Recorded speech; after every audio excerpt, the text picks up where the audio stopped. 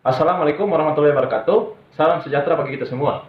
Perkenalkan, nama saya Muhammad Faryansa Tamimi, mahasiswa semester 3 dari Fakultas Hukum Universitas Negeri Gorontalo. Di sini saya akan membacakan presentasi dari kelompok kami, yaitu kelompok 11, dengan materi peraturan asas, hak dan kewajiban, kewenangan, kelembagaan, dan instrumen dalam pengelolaan lingkungan hidup. Di sini saya akan membacakan materi bersama teman saya, yaitu Muhammad Nazir Donga. Pembaca pertama pada materi ini adalah teman saya. A. Peraturan perundang-undangan lingkungan. Yang pertama, peraturan perundang-undangan lingkungan klasik. Sebuah studi tentang inventarisasi peraturan perundang-undangan klasik di Indonesia telah dilaksanakan. Studi itu menginventarisasi seluruh peraturan perundang-undangan yang pernah dibuat hingga kurun waktu tahun 1976. Hasil studi itu menunjukkan bahwa di Indonesia terdapat beberapa peraturan perundang-undangan yang terdiri atas 22 undang-undang dan ordonansi, 38 peraturan pemerintah dan verordening, 5 keputusan presiden, 2 instruksi presiden, 45 keputusan atau peraturan menteri, 4 keputusan dirjen, dan sejumlah peraturan daerah. Yang kedua, sejarah singkat pembentukan Undang-Undang Nomor 4 Tahun 1982. Undang-Undang Nomor 4 Tahun 1982 tentang ketentuan-ketentuan pokok pengelolaan lingkungan hidup memang tidak lagi berlaku karena telah digantikan oleh Undang-Undang Nomor 23 Tahun 1997, dan kemudian Undang-Undang Nomor 23 Tahun 1997 juga tidak dinyatakan berlaku oleh Undang-Undang Nomor 32 Tahun 2009 tentang perlindungan dan pengelolaan lingkungan hidup. Tetapi dalam buku ini Undang UNH 1982 perlu dibahas secara singkat karena undang-undang itu merupakan undang-undang tentang pengelolaan lingkungan hidup yang pertama diundangkan di Indonesia setelah munculnya kesadaran global dan nasional tentang arti penting pengelolaan lingkungan. Selanjutnya, yang ketiga, dari Undang-Undang Nomor 4 Tahun 1982 ke Undang-Undang Nomor 23 Tahun 1997, dan dari Undang-Undang Nomor 23 Tahun 23 Tahun 1997 ke Undang-Undang Nomor 32 Tahun 2009. Undang-Undang Lingkungan Hidup 1982 merupakan sumber hukum formal tingkat undang-undang yang pertama dalam konteks hukum lingkungan dan modern di Indonesia. Undang-Undang Lingkungan Hidup 1982 memuat ketentuan-ketentuan hukum yang menandai lahirnya suatu bidang hukum baru, yakni hukum lingkungan, karena ketentuan itu mengandung konsep-konsep yang sebelumnya tidak dikenal dalam bidang hukum.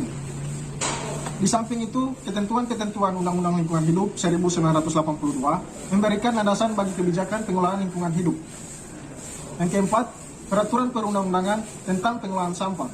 Selain undang-undang tentang pengelolaan lingkungan hidup yang merupakan rezim pengaturan lingkungan hidup pada umumnya, terdapat juga peraturan perundang-undangan tentang pengelolaan sampah yang tentunya juga merupakan bagian dari peraturan pengelolaan lingkungan hidup, karena kehadiran sampah dalam lingkungan hidup merupakan sumber masalah lingkungan hidup, khususnya berupa pencemaran bau dan gangguan keindahan. Selanjutnya, bagian B, konsep pengelolaan lingkungan hidup dan beberapa pengertian konsep dalam Undang-Undang Nomor 32 Tahun 2009. Berbeda dengan dua undang-undang pendahulunya yang hanya menggunakan istilah pengelolaan lingkungan hidup pada umumnya, Undang-Undang Nomor 32 Tahun 2009 diberi nama perlindungan dan pengelolaan lingkungan hidup. Penambahan istilah atau perlindungan ini didasarkan pada pandangan anggota Panja DPR RI dengan rasionalisasi agar lebih memberikan makna tentang pentingnya lingkungan hidup untuk memperoleh perlindungan. Memerlukan peraturan pelaksanaan dalam bentuk peraturan pemerintah dalam bidang-bidang berikut. Yang pertama, inventarisasi lingkungan hidup, pasal 11. Yang kedua, penetapan ekoregion, pasal 11. Yang ketiga, rencana perlindungan dan pengelolaan lingkungan hidup, pasal 11. Yang keempat, penetapan daya dukung dan daya tampung, pasal 12 ayat 4. Yang kelima, kajian lingkungan hidup strategis, pasal 18 ayat 2. Yang keenam, buku mutu lingkungan hidup, pasal 20 ayat 4. Yang ketujuh, kriteria baku kerusakan, pasal 21 ayat 5.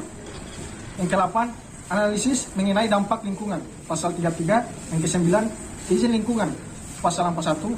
Yang ke-10, instrumen ekonomi lingkungan, pasal 43 ayat 4. Yang ke-11, analisis risiko lingkungan, pasal 47 ayat 3. Yang ke-12, Tata cara penanggulangan pencemaran atau kerusakan lingkungan, pasal 53 ayat 3. Atau kerusakan lingkungan hidup, pasal 56.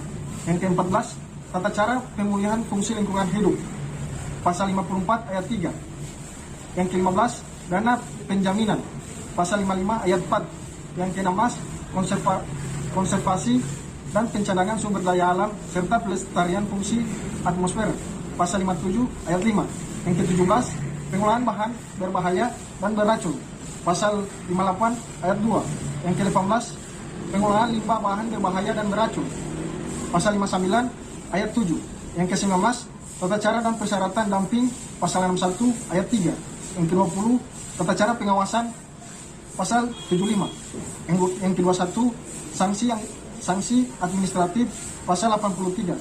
Dan yang terakhir, penyelesaian sengketa lingkungan hidup, pasal 86 ayat 3. C. Asas dan tujuan perlindungan dan pengelolaan lingkungan hidup. Yang pertama, asas.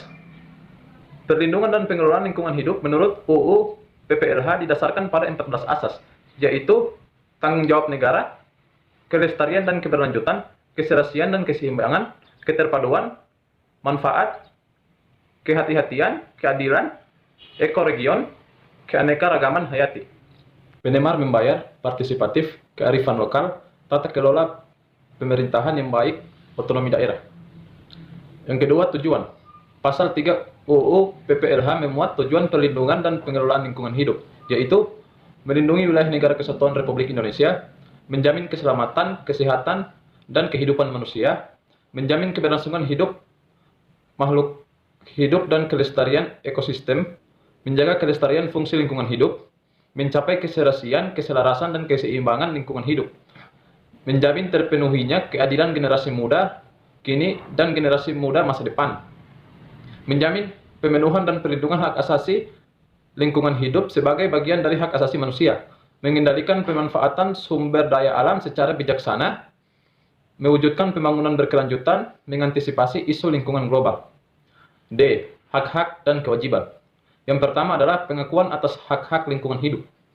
Ada 8 hak yang diakui dalam UU PPLH, yaitu hak atas lingkungan hidup yang baik dan sehat sebagai hak asasi manusia, hak mendapatkan pendidikan lingkungan hidup, hak akses informasi, hak akses partisipasi,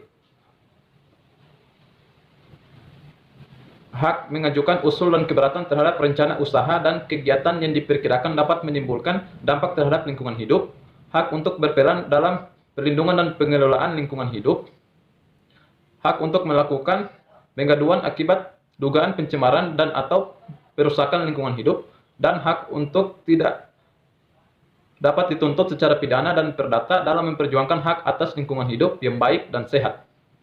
2. Kewajiban-kewajiban dalam pengelolaan lingkungan hidup. UU PPLH menciptakan kewajiban-kewajiban sebagai berikut. Kewajiban memelihara kelestarian fungsi lingkungan hidup serta mengendalikan pencemaran dan atau kerusakan lingkungan hidup, pasal 67. Kewajiban bagi pelaku usaha untuk memberikan informasi yang terkait dengan perlindungan dan pengelolaan lingkungan hidup secara benar, akurat, terbuka, dan tepat waktu, pasal 68 butir B. Kewajiban bagi pelaku usaha menjaga keberlanjutan lingkungan hidup, pasal 68 butir C. Kewajiban bagi pelaku usaha untuk menaati ketentuan baku mutu lingkungan hidup, pasal 68 butir C. E. Kewenangan pemerintah dalam pengelolaan lingkungan hidup. Kewenangan negara dirumuskan dalam pasal 8 UU LH 1997, yaitu pengakuan hak negara untuk menguasai sumber-sumber daya alam. Pasal 8 ayat 1 UU LH 1997 berbunyi sebagai berikut. Sumber daya alam dikuasai oleh negara dan dipergunakan sebesar-besarnya bagi kemakmuran rakyat, serta peraturannya ditentukan pemerintah. Selanjutnya pasal 8 ayat 2 menegaskan bahwa berdasarkan kekuasaan negara atas sumber daya alam memberikan kewenangan kepada pemerintah untuk mengatur dan mengembangkan kebijaksanaan dalam rangka pengelolaan lingkungan hidup, mengatur penyediaan, peruntukan penggunaan, pengelolaan lingkungan hidup, dan pemanfaatan kembali sumber daya alam termasuk sumber daya genetika, mengatur perbuatan hukum dan hubungan hukum antara orang atau subjek hukum lainnya, serta pembuatan hukum terhadap sumber daya alam dan sumber daya buatan termasuk sumber daya genetika, mengendalikan kegiatan yang mempunyai dampak sosial, mengembangkan pendanaan bagi upaya pelestarian fungsi lingkungan hidup sesuai peraturan perundang-undangan yang berlaku. F. Kelembagaan pengelolaan lingkungan hidup.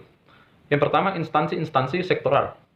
Skema kelembagaan pengelolaan lingkungan hidup berdasarkan UU PPLH adalah bahwa kementerian sektoral seperti Kementerian Perindustrian, Kementerian Kehutanan, Kementerian Sumber Daya Mineral, Kementerian Pertanian, dan lainnya tetap memiliki kewenangan pengolahan lingkungan dalam batas-batas kewenangan mereka, sebagaimana ditetapkan dalam undang-undang sektoral mereka. Sedangkan Kementerian Lingkungan Hidup melaksanakan tugas koordinasi di samping tugas-tugas pelaksanaan pengelolaan lingkungan dalam batas-batas yang ditetapkan dalam UU PPLH.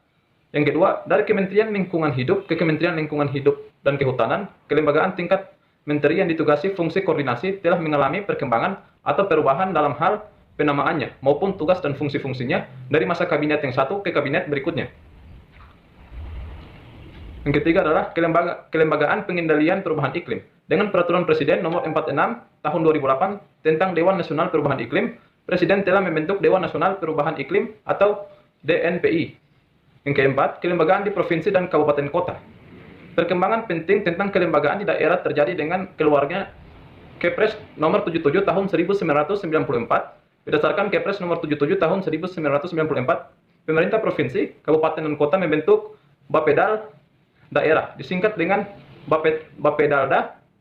Bapedalda merupakan perangkat kelembagaan pemerintahan daerah dan tidak berada di bawah Bapedal. Sebelum pembentukan Bapedalda provinsi, maka kelembagaan yang ada hanyalah Biro Bina Lingkungan Hidup. 5. Tingkat kabupaten atau kota. Berdasarkan Kepres Nomor 77 Tahun 1994, pemerintah kabupaten atau kota dapat membentuk Bapedalda kabupaten atau kota yang bertugas membantu bupati atau wali kota dalam pelaksanaan pengendalian dampak lingkungan di wilayah daerah yang bersangkutan. G. Instrumen pengelolaan lingkungan hidup. Rencana Perlindungan dan Pengelolaan Lingkungan Hidup atau disingkat RRPLH, kajian lingkungan hidup strategis, baku mutu lingkungan hidup, kriteria baku kerusakan lingkungan hidup, analisis mengenai lingkungan hidup, izin lingkungan, audit lingkungan, instrumen ekonomi lingkungan hidup, analisis resiko lingkungan. Ya, itulah sekian presentasi dari kelompok kami. Mohon maaf jika terdapat banyak kesalahan pada penulisan ataupun pembacaannya. Semoga materi yang kami sampaikan ini dapat bermanfaat bagi teman-teman sekalian. Billahi taufiq wal hidayah. Wassalamualaikum warahmatullahi wabarakatuh.